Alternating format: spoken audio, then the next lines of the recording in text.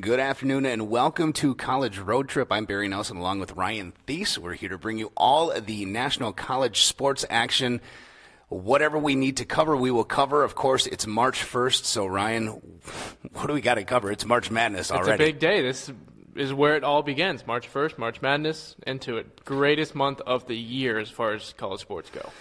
We're gonna have some segments here coming up. We're gonna be talking college basketball, power conferences primarily, talk about some bubble teams, Big East, ACC, SEC.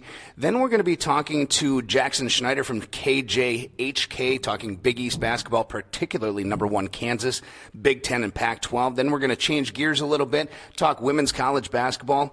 Then later on we're going to go off topic. We're going to take the off-ramp and talk about some strange stories that have happened in college sports lately, and then we get to our road rage segment, which I'm really looking forward to, because then we get to editorialize a few things, and we get to get a few things off our chest and really get to honk the horn, so to speak, if you want to take it there. And then we're going to slow down, and then we're going to bring you something that you might like that's a little bit more human interest, a feel-good story to end our show, and we're going to try and do that for you all within this next hour. But first of all, let's get to the NCAA college basketball tournament.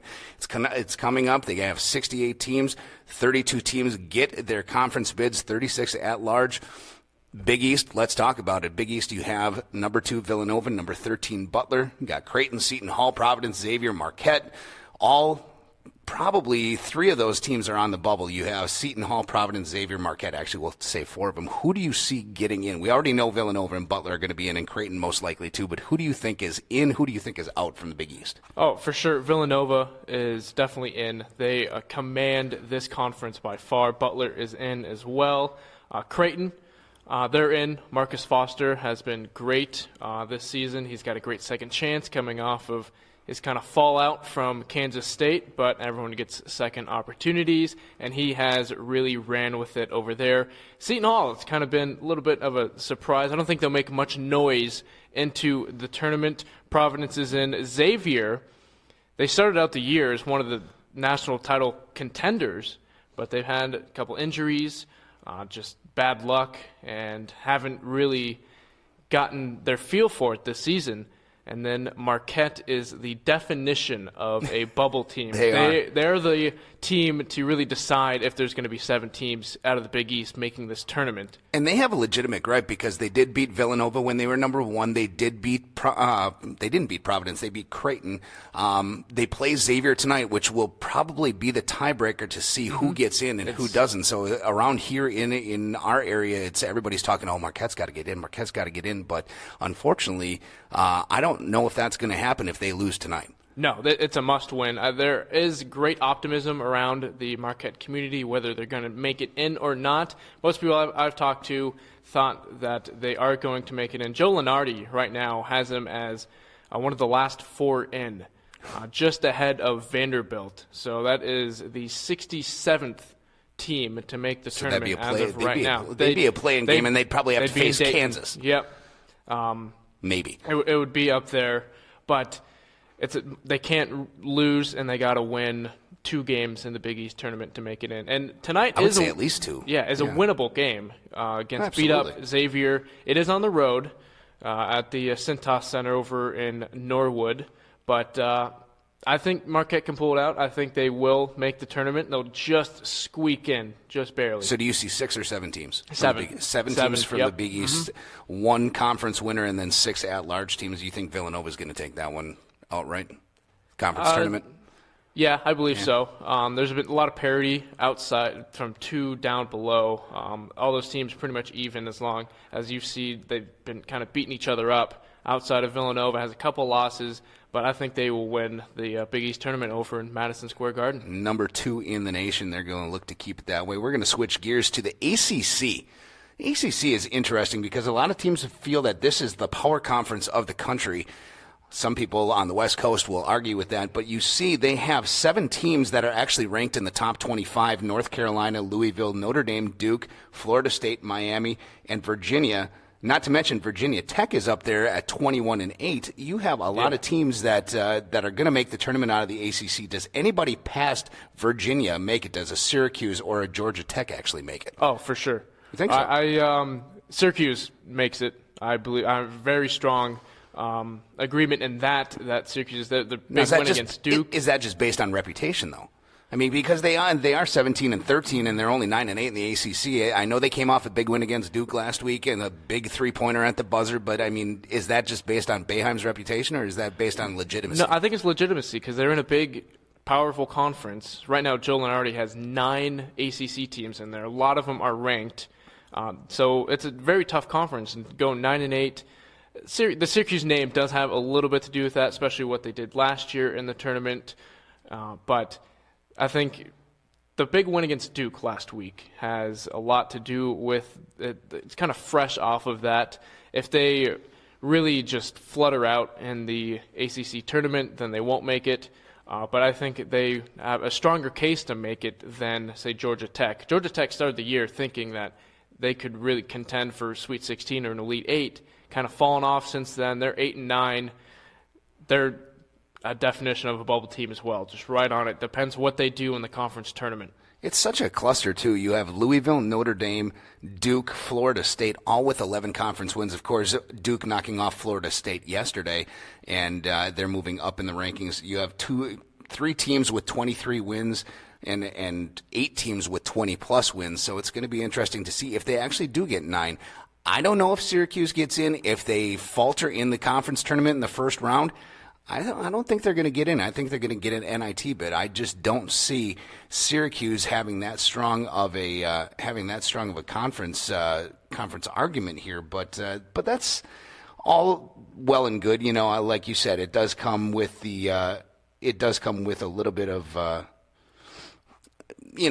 they have a little bit of an aura about them because of Jim Boeheim. But I mean, you take a look at the Atlantic Coast Conference. You look at their RPI; it's 78. I mean, 78 in an RPI is not going to get you a whole lot, and especially if you're almost 500 in your conference. So it'll be interesting to see, but we'll agree. Why don't we agree? We go 8 teams. Easy. 8 teams easy. So there's our 15 right there. Yeah, and the thing, too, ACC, I think, is going to have the most teams per conference in the NCAA tournament. Mm-hmm. Right now, they got 9 in the latest bracketology.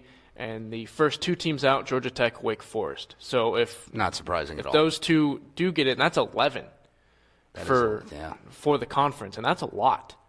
That's absolutely crazy. But so we'll just say, well, why don't we say 9 then? I'll go one more, and I'll put Syracuse in there too. So let's change gears here and go to the SEC real quick before we got to take a break here. SEC, you got Kentucky, Florida, South Carolina, Arkansas, and after those 4 teams, it really, really drops off with Ole Miss, Alabama, Vanderbilt. Mm-hmm. I only see those top 4 teams getting in with Arkansas, South Carolina, Florida, and Kentucky. Yeah, I agree with that. Ole Miss, right on the edge. They're going to be on the outside looking in, I think, on Selection Sunday. Vanderbilt, almost there. Bryce Drew's done a good job in his first year coach there, but just not good enough. You'll see Vanderbilt in the tournament next year. But one team I want to focus on in the SEC is Florida. Mm-hmm. I think they're kind of underrated. They could really make some noise to make the Final Four and even the championship game that people are kind of overlooking because you got Kentucky in the SEC and everyone's talking about the Blue Bloods and now what Kentucky's going to do each year. I think Florida has a real strong chance to surprise some people. I agree. They've got a number 5 in the RPI, mm-hmm. and that is just so. That's even above Kentucky. They play Kentucky twice a year. You know, they're ready for the big time. I think they're going to make that step up. I am tempted even to put them in the Final Four this year. They may not get there, but I believe they'll get to the Elite 8. I don't know if they're going to get to the Final Four, but I think they're right on that cusp, and they have a chance to shock some people, just like you said. Yeah. A lot of the simulations I've seen that some of these websites do has Florida in the Final Four. Yeah. They go through like 50 simulations of the same bracket and have a percentage of what it's going to do, and Florida leads in the Final Four category. Wow. Which is, and you don't think that number 12 team is going to lead in that category. You'll think, Kansas, Villanova, Gonzaga, if you're that type of person to think Gonzaga is going to go far this year. Right. But no one really has said right there. Florida. Yeah, we'll get to that. You get Florida. Do you give Florida a 2 or a 3 seed? 2. 2 seed? Yep. Okay. I'd give him probably a 3, just to surprise some people. But, we'll see what happens on Selection Sunday. That's coming up March 15th. We're going to have to take a break real quick. We'll come back. We'll be talking to Jackson Schneider from KJHK. Coming out of the break, talking Big 12 basketball, Kansas State, Iowa State. I know it's your favorite conference, and we'll talk to him after this. You're listening to College Road Trip on Bruce Sports. Welcome back to College Road Trip along with Ryan Thies. I'm Barry Nelson, and we are joined now by Jackson Schneider from KJHK out of Kansas. Lawrence, Kansas. Yep. Thank you very much. Talking Kansas and Big 12 basketball. So, Jackson, first of all, thanks for joining us. We appreciate it. Oh, no problem. Thanks for having me, guys. First of all, talk about Kansas a little bit. They just got moved up in the polls, number 1, ahead of Gonzaga after Gonzaga got upset. Do you think Kansas is a legitimate number 1 and going to be the number 1 seed in the NCAA tournament? Yeah, I really do. I was actually kind of surprised how long it took for the Jayhawks to hit number 1 in the polls behind both Villanova and Gonzaga. It took some time. They've been pretty consistent all throughout the year. The one game where they really kind of threw us some question marks was their loss to Iowa State at home. Broke, I think, a 54-game home winning streak, which is something we really don't see that often. But all throughout the year, I've been pretty impressed with how they've kind of handled adversity both off the court and on the court, dealing with some injuries and some lack of depth. They've still continued to, handle it pretty well and just keep winning, it's really impressive to watch. Can you speak a little bit about the 13 straight Big 12 championships that KU has had? Great history. Only one national championship, however. I know you have some feelings about that, comparing it to UCLA's run. So just tell us a little bit about that and personally how you feel, how big of a deal it is. Oh, it's a huge deal. Not only for me, but for the school, for the community. It's something that's just really been, talked about, not only to get to this point, but what's to come and how they've gotten here. Really, they've had some tough tests, and this team, when you look at them, they don't even seem like the best team by far that Bill Self has had in this run, and they've had worse teams even if you really want to look at it that way. But they continue to win and just outperform the competition in the Big 12. And it's just really a big point of pride within the community and the program. It's been pretty awesome to be, witnessing this and be in the front row for it all. Who do you think is their biggest challenger?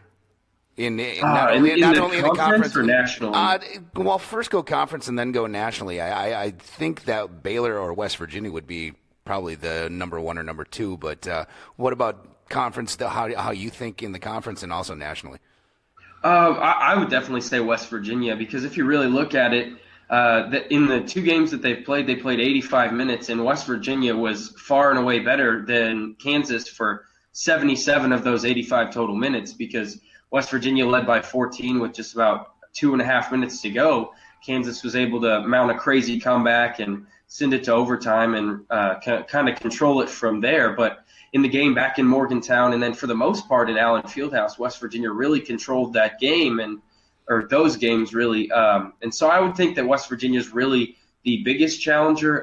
Baylor's been really impressive this year also, but they just don't seem to have the same matchup issues that West Virginia creates for Kansas, that same style of play, that, the press Virginia style that just creates havoc for so many teams. And it's really been an issue for Kansas, and they were fortunate enough to grab a win at home against West Virginia. But then when you look nationally, I think Arizona really presents an interesting challenge. I know Joe Lunardi had them in the same bracket not too long ago. I'm not sure if that's still current, but if they were to meet up, I really think that the challenges that Arizona presents on the inside really could create issues, because Kansas's lack of depth, especially on the interior, could really wear them down and cause some problems.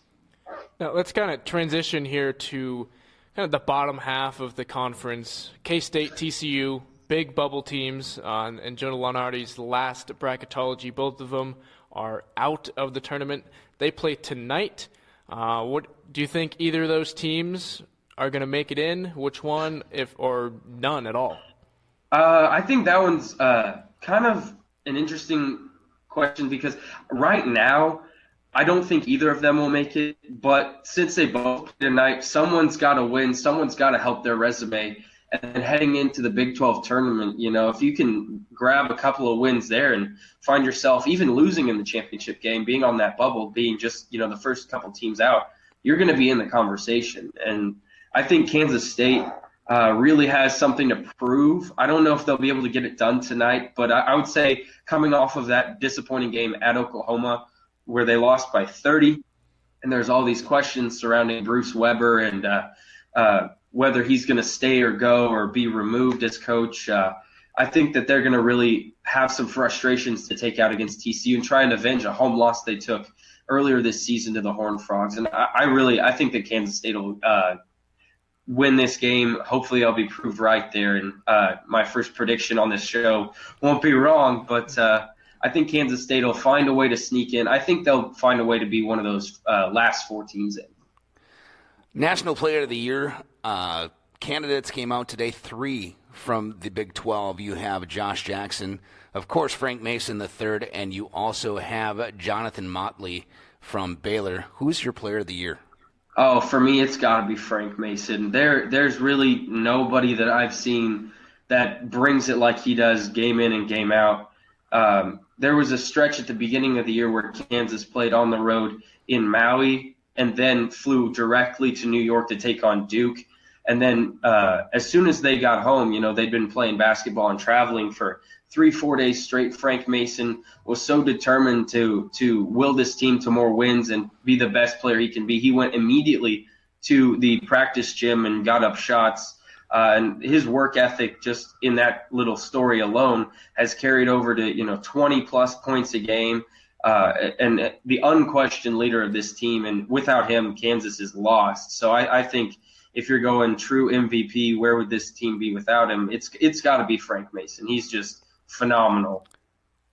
All right, Jackson Schneider, KJHK out of Lawrence, Kansas. Thank you very much for joining us, being our first video conference of the new segment of the new show, and we look forward to having you back definitely during tournament time to talk about how well the Big East is doing and talk about the tournament in general.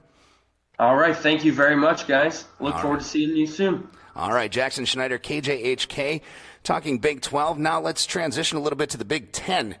I know around here people are saying, what the heck is going on with Wisconsin? I think a lot of pundits are saying that as they've lost 4 of their last 5. You have Purdue at number 16, Wisconsin number 22. Then you have Maryland, Michigan State making a run, Minnesota, even Northwestern. A lot of people are saying if Northwestern gets this victory, they're going to make the tournament.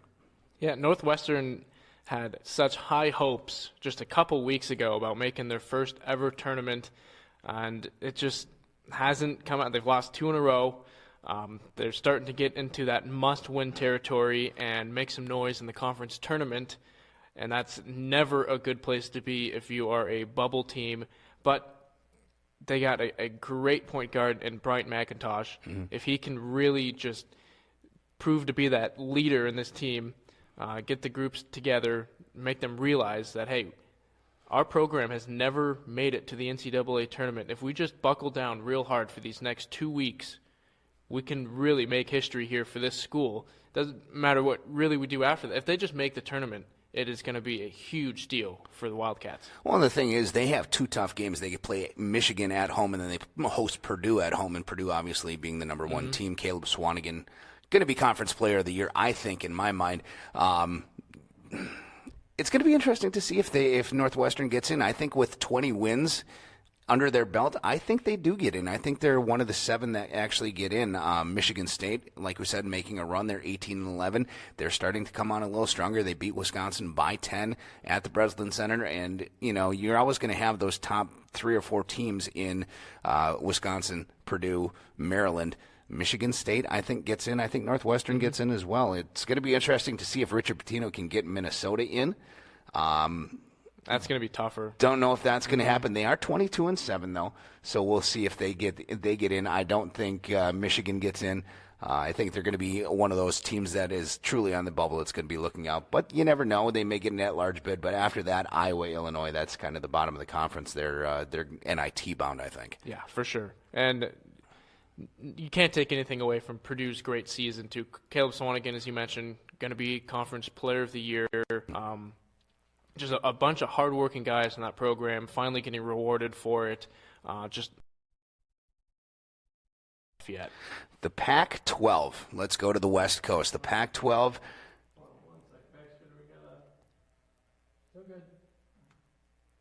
The Pac-12, we want to take a mention onto the left coast here because a lot of people talking about these teams, especially UCLA, Oregon. They have 3 teams in the top, the top 7 with Arizona, Oregon, and UCLA. California played Oregon to a 2-point game last week. Utah maybe gets in. Don't know if they do. USC really making a push now. But the 3 top teams that we're looking at, UCLA, Oregon, and Arizona, are the teams that everybody's talking about. Yeah, definitely. Arizona and UCLA, I think, are not a few steps, but one step ahead of Oregon at least. And Oregon is ranked higher than UCLA. They're the conference leader as of right now, or tied with Arizona at the top of the Pac-12 standings. I think it just kind of fool's gold there with Oregon. But I think UCLA, Arizona, real legit Final Four contenders, especially Arizona. They got some great size inside. And a little experience, too. Yeah, very experienced. And they got some new guys, too. But one of these times, as long as Wisconsin is not in the same bracket as U of A, they will most likely make the Final Four. And that's looking more probable than not. Wisconsin's been their kryptonite for the past 4 or 5 tournaments, and I know Sean Miller and Lute Olson don't want to see any more of Wisconsin, but everybody's talking about Lonzo Ball, and I'll be talking about Lonzo Ball when it comes to our Road Rage segment. I can't wait till that happens. But is he legit? Is he the number one guy? Is he the guy that's going to go number 1 in this draft? I hope not, because of his dad. That has a little bit to do with it too. But I think a lot of his success has to do with T.J. Leaf too. Right. People overlook how good of a year T.J. Leaf is having for the Bruins, and that really, it's like Michael Jordan, Scottie Pippen type of thing. They can't have each other without each other. Steph Curry, Klay Thompson. Yeah, exactly. You never know. So those are our bubble teams. We kind of dove into the bigger conferences. Next week, we're going to take a look at some of the mid majors. We're going to hopefully get somebody on to talk mid majors and their conference tournaments, because usually with those mid majors, they only get either the conference tournament champion or the regular season conference champion, or sometimes they get both. But it's very rare that a mid major conference would get both, would get 2 teams in, or even more than 2 teams. So we'll be talking about that next week. Yeah. But I want to change gears here a little bit and talk women's college basketball. UConn. What more can you say? Are there any other teams? Yeah, right. Are there any other teams? There's 104-game winning streak. They beat South Florida by 28 last night. Are they going to lose again? Ever? They have to. Maybe in the next 2 to 3 years. But they will eventually. Some people have said that it might be a bad thing for women's basketball, but I think it's a great thing, because without that, we wouldn't be talking about college women's basketball right now. There wouldn't be a full ESPN set at a game at South Carolina to cover. It was their 100th consecutive win at that time, but that would never happen without this huge streak. Yeah, it takes away from the competition, makes people question why they're even playing if they're just going to lose to UConn each time. But it's getting a lot more exposure, and it can also give people the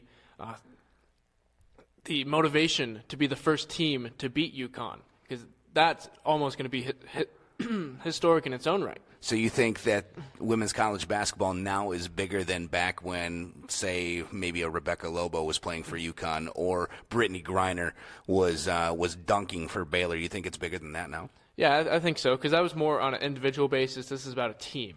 This is not just about one team either. This is a team throughout the years.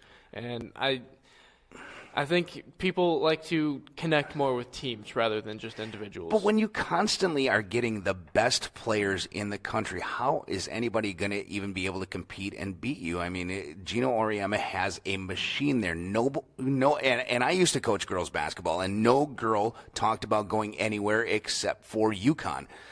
Back in the day, it used to be Tennessee playing with Pat Summitt. Now it's UConn and Gino Auriemma. They don't want to go anywhere else, and if they're not going to go to UConn, they cry a little bit. So, I mean, when you're constantly getting those recruits, what good does it do for the league? Well, you can only have so many good recruits on a team. They're not going to get every single good recruit. They'll get the best recruits, but There's still better recruits behind that. Doesn't mean that if you're a good high school recruit, you're going to be the best college basketball player. So I think that it's more of a challenge for these coaches and recruiters to find hidden talent. But it's going to make those hidden gems a lot more valuable, and they're going to lose at some point. They can't win forever. Someone's going to take them down.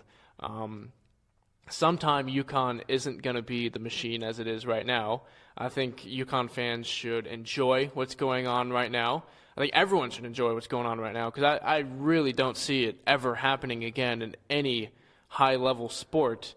I know.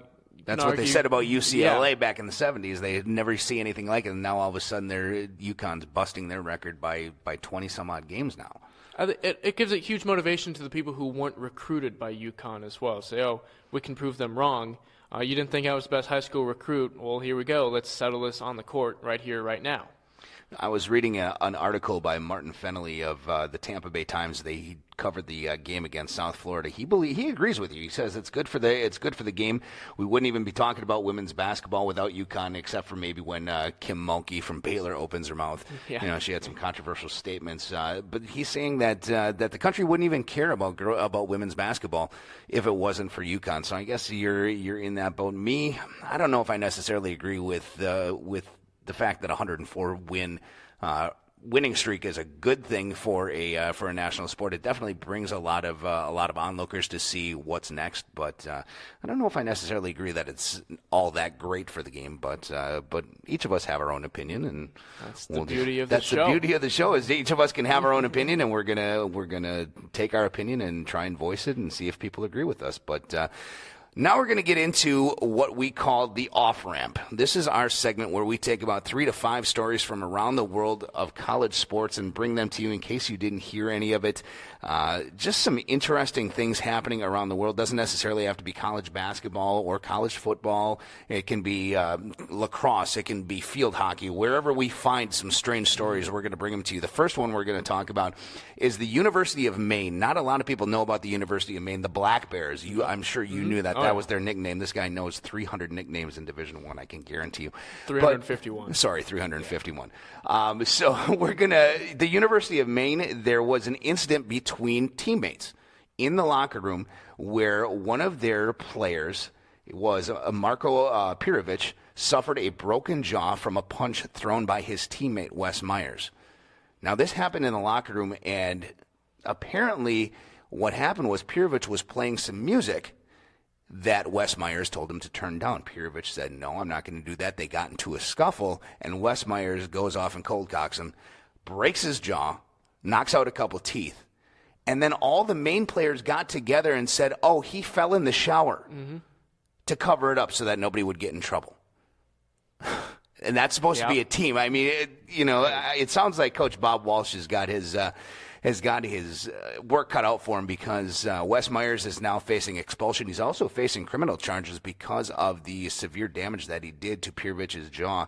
And Pirovic is going to have his jaw wired shut for the next 3 months. Yeah, he couldn't even give his side of the story to the police because his jaw was wired shut and thus had to provide a written statement about what actually happened and not the shower incident as the other players told the athletic trainers at Maine. The University of Maine. All right, and then we'll move on to the next one is a Northwestern women's game. And it was 23-11 at the time Northwestern was up. And it was after a basket. Northwestern player is dribbling the ball up the court, and sees her shoe is untied. This is awesome. When this happens, I wish we had the video to show this. This is great. You would think maybe just pass it off, get your positioning, and then wait for a whistle. Or maybe tell a referee, hey, can you call a quick referee's timeout? Yeah, there was just a basket, so if you notice it, but we're not going to really dive into the intent that this woman had, but she decides to stop her dribble. Well, she kept the dribble going, didn't touch it, and ties her shoe on the court as the game is going on. Ball's still dribbling, too. Yeah, it's going, and thus the opponent picks it up and goes down the court for an easy layup. And she was surprised at this. She kind of had like a, how did that happen, type of mentality after the play. It's like, well, you had control of the ball, and you just let it go as you tied your shoe while it was live. So kind of the obvious here, but you'd think smarter. Northwestern is a smarter They're school a than very that. smart Yeah. school. They're like the Harvard of the Big Ten. Yep. What other strange story you got there? We got the Richmond baseball players. What about? I was thinking about Daniel Webster in South Vermont. Oh yeah. So yeah, you know about this down. one. Daniel Webster College in Southern Vermont. This is not Division I basketball, Division III. If you are wondering, there's a huge fight. Fights happen, but this one was way up on the list. Had to get the police involved. There's a gruesome video. If you ever get onto the video, it's kind of tough to watch to see the violence over a basketball game that takes place here. But police have to get called. As the police is trying to intervene to break up the fight, the crowd gets in the way, intervenes with the police officer, and other players are enticing the crowd to keep the police away as they continue fighting. So this is still going on. There's some kicking, punching, all biting, the probably. whole 9 yards. And so there had to be 25 police officers to come for backup to finally get this settled. Daniel Webster College ends up forfeiting this game. Game ended right there. There's no way you can continue that. And just really, not unless they want to play in handcuffs. Really, really bad look for D3 basketball over there. Well, spring is here, so we might as well talk a little bit about some college baseball. The University of Richmond baseball players, there have been 5 of them that have been suspended by the NCAA for their involvement in a fantasy football league. It's absurd. According to the Richmond Times-Dispatch, we'll let you get to that in just a minute. Richmond had reported NCAA secondary violations on February 17th. Pitcher Keenan Bartlett and infielder designated hitter Curtis Brown were among the players named in the report by the Dispatch. According to the NCAA rules, you are not eligible to compete if you knowingly participate in any sports wagering activity that involves intercollegiate, amateur, or professional athletics, and I'm quoting here, through a bookmaker, a parlay card, or any method employed by organized gambling. Examples of sports wagering include, but are not limited to, the use of bookmaker or parlay card, internet sports wagering, auctions in which bids are placed on teams, individuals, or contests, and that's where fantasy football would sit in, and or pools of fantasy leagues in which there is an entry fee required. Now, the thing of it is, fantasy sports are legal. It is actually a law that fantasy sports are legal in Virginia. So these guys are just knowingly, just playing fantasy football. Obviously it's a friendly game, but they put, $20, $40, $50 down and say, all right, winner of the league gets this, second place gets this, like we all do. I know I do. Yeah. And in fact, I'm still waiting for my fantasy football league money. So they're doing this, not really thinking that, this could be an NCAA violation. I know I wouldn't. I'd be thinking, sitting in the room with, 10 other guys saying, oh man, I got to get Aaron Rodgers, not thinking, this might be an NCAA violation. Yeah, I'm sure they're not the only ones. Right. In exactly. college athletics. And you got to make in this. And you got to make an example out of University of Richmond baseball. I mean, why not look into just in the start of the season too? Yeah, exactly. And why not look into Kansas basketball or Kentucky basketball? I'm sure under Calipari, there's something going on in the University of Kentucky. Kansas basketball has not been friends with the law this season. But that's another discussion. Absolutely. And finally, our last off-ramp, you've got it, Ryan. In the Fresno State, Boise State basketball game, the Mountain West basketball, ball gets stuck up under the shot clock. It was just they thought there's a foul. He kind of throws it up, trying to make it in. Doesn't go in. Gets stuck under the shot clock. Paul Watson for Fresno State tries to get the mop. He's 6'7", gets the mop. Still can't reach where the ball is at. They go to his teammate who's 6'11". He tries, can't get it. And as he's trying, he gets a little help from a fan. I think we've got the video, correct? We do, but unfortunately the video is unable to be played. If you tuned into the show prior to ours with Baxter and Tika, they did have the video. If you can take a look at it, it's good stuff. Yeah, they get a young fan who's sitting courtside right under the hoop, gets on his dad's shoulders, climbs up through the little shot clock apparatus and gets the ball to a huge ovation. There's some MVP chants. I saw some fans bowing to him as well. So he was the star of the show between some Mountain West basketball prowesses over there. And that's our off-ramp segment. We will bring that to you probably once a month, maybe bi-weekly, since we're only on once a week. Depends how weird the stories are. Exactly. If we get weird sports stories, we will definitely bring them to you. We love to bring the weird and the wacky and the wild. So we're gonna try and do that as best we can. And that's one thing we like to do is we like to bring you everything as far as college sports goes. Like we said, this isn't just going to be college basketball. It's not just going to be college football. Hopefully next week we'll talk a little college hockey. The NCAA tournament there is getting underway, and like we said, we're going to talk mid-majors next week as well. But going from here, we go into our Road Rage segment. Now, you want to explain what our Road Rage segment is, because I think you're going to be first up, and you're going to have a great opportunity to kind of show what it is. But why don't you tell us what it really is? Road rage is just kind of something we see in the college sports world that we may not agree the most with, and they kind of have a bone to pick with a certain individual team or concept. Just something we're angry about, something that we got to get off of our chest, let the viewers know that, hey, we don't think this is right, we should change this, and kind of offer a new perspective of what is going on in the college sports world. Do you get road rage? Oh, yeah, easy. Really? Yeah. Every time I see a Kansas Wesleyan College sticker in front of me, I always want to bump their. Oh wait, that's your car. I'm sorry. I tapped your bumper in the parking lot, but no. That's fine. I need a new one, so I know how to contact. What's your biggest pet peeve? What gets you the most upset on the road, as far as road rage goes? Probably slow drivers. Really? Yep, slow drivers. I hate it when I'm sitting at a stoplight. The light's red. Car in front of me is stopped. Okay, just stopped right there. All of a sudden, the light turns green. They turn their blinker on. And there's a line of cars coming from the opposite direction, and now I have to wait because I pulled up too close and I can't go around. That is what really ticks me off. That going around thing on a left turn, I've never seen that outside of Milwaukee. That's, really? Yeah. It's been a new thing for me getting here. Yeah. Interesting. So that's going to be our road rage segment. That's we have one thing that is on our mind that really gets us teed off, and Ryan's going to start it off. He's going to bring us what really drives him, and I'm looking forward to this. I'm just going to sit back and listen.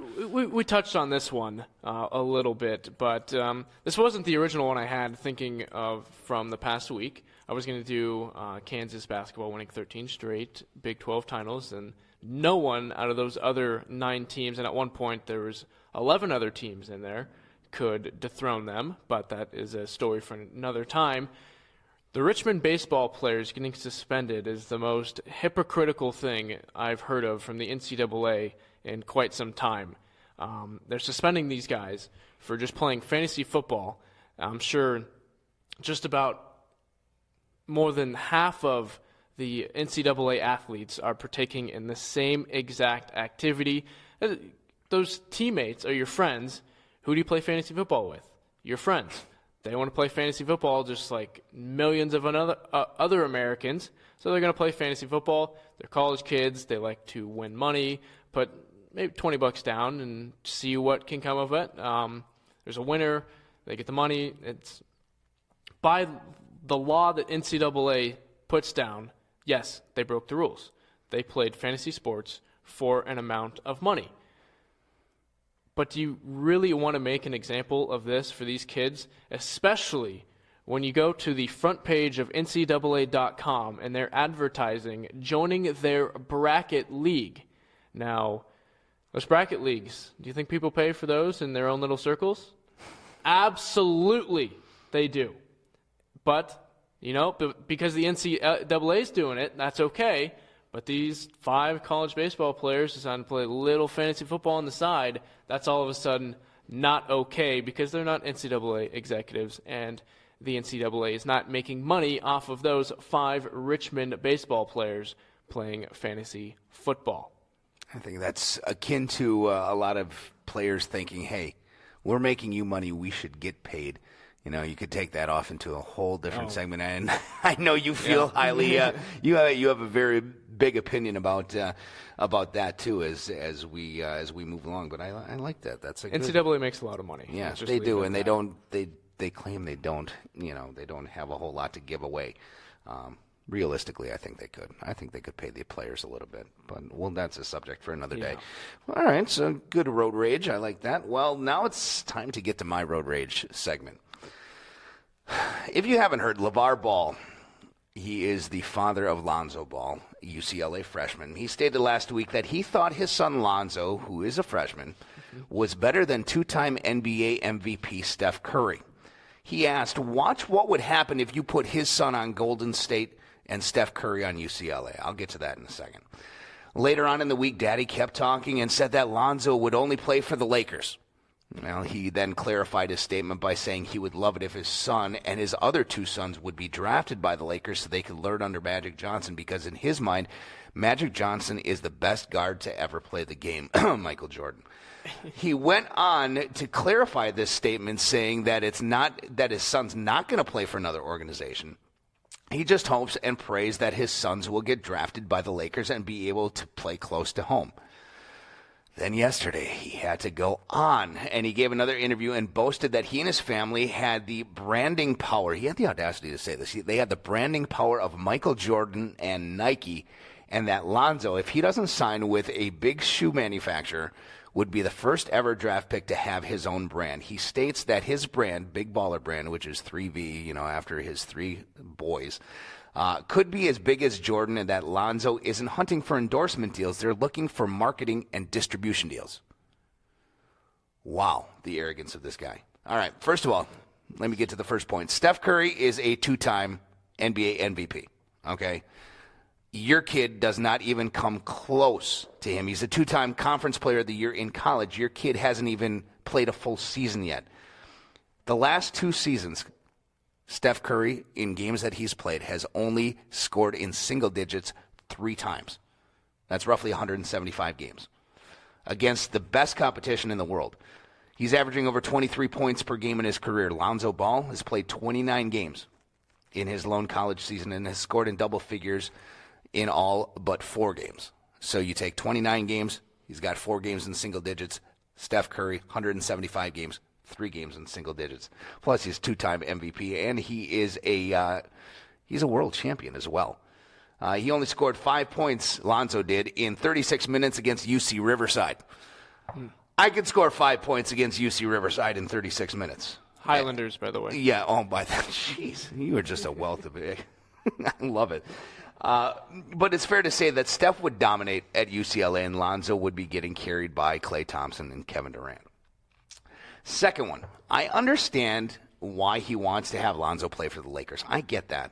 He's close to home. It's a premier franchise, great front office presence, a chance to be a star, and it could happen. The Lakers have the 3rd worst record in the NBA. They're only 1 game from being the 2nd worst team in the NBA besides the Phoenix Suns and the Brooklyn Nets.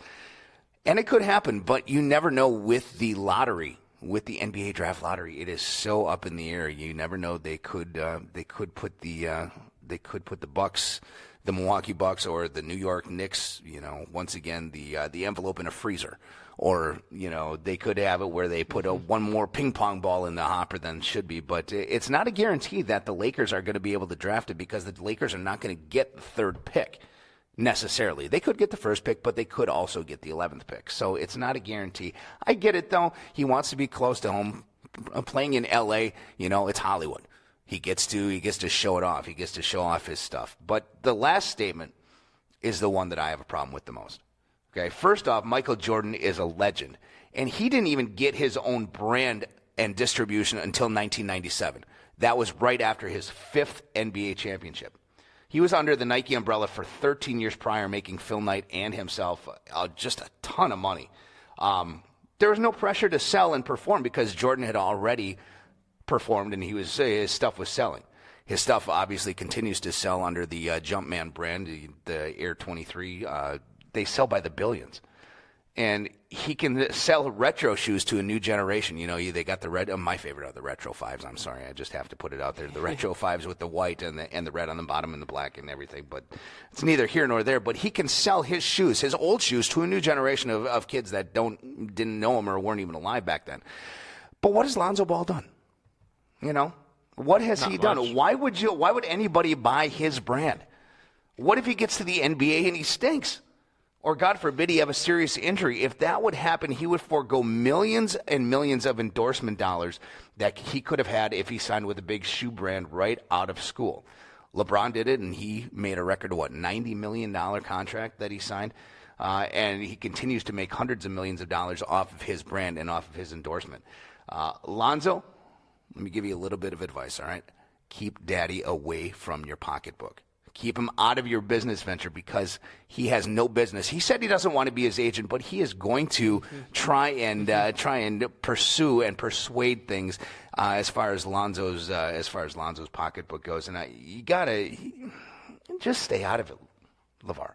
You know, stay out of it. And I get it though. You know, that's my boy. That's my baby boy. You know, I got 2 other ones coming up. And I get being a dad. I understand, you know, the pride that you have in wanting to have the best for your kid. But if your kids are lucky enough to get to the NBA, ride their coattails, have them. They're gonna take care of you. You know, there's no reason for you to take care of them. You gotta let them go at some point. And I think LeVar Ball is just kind of getting a little bit too involved right now. And he's just got to take a step back and just say, hey, let me just enjoy Lonzo's freshman year. He's up for Player of the Year in the NCAA.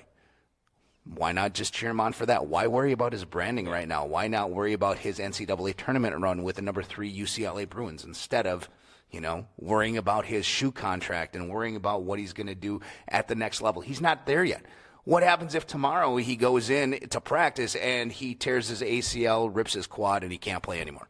Then where are you at? You've just spent all this time talking about his endorsement deals and what's going to happen in the future. You're not taking care of the present. You're not enjoying it. Enjoy the ride, okay? You can be his fan base. You can be his biggest fan. You can wish the best for him, and I hope Lonzo Ball does well. But Lonzo's got to keep his attitude, and I love Lonzo Ball's attitude. I just want to go out there and ball. That's what he says. But LeVar's got to stay out of it. Sounds a lot like LeVar, his dad, is trying to live vicariously through Lonzo. That's what a lot of us do. He wants to be that NBA draft pick. He wants to sign those deals because he never did.